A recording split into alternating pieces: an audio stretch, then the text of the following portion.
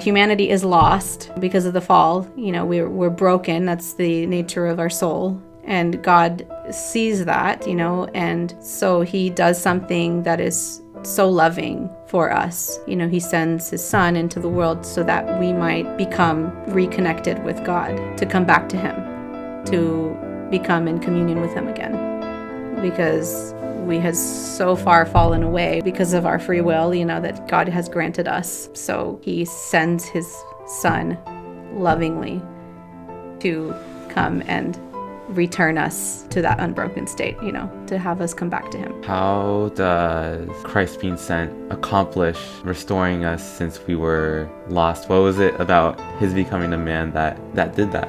Well, if you think about it, how could God relate to us any better than becoming us? You have Christ with this dual nature. He is fully God and fully man, and he is among us in the world, doing or living that human life. He was born as a baby with that divine nature in him, from the very beginning, but obviously, he was born as a baby and grew up the human way, grew up the hard way.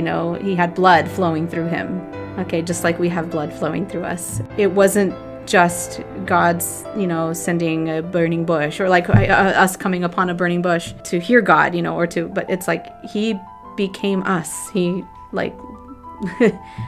God became man so that we can become, like God. And that's what St. Athanasius kind of explains fully. But what better way to make us understand, than to see a human go through what he did, to make that sacrifice.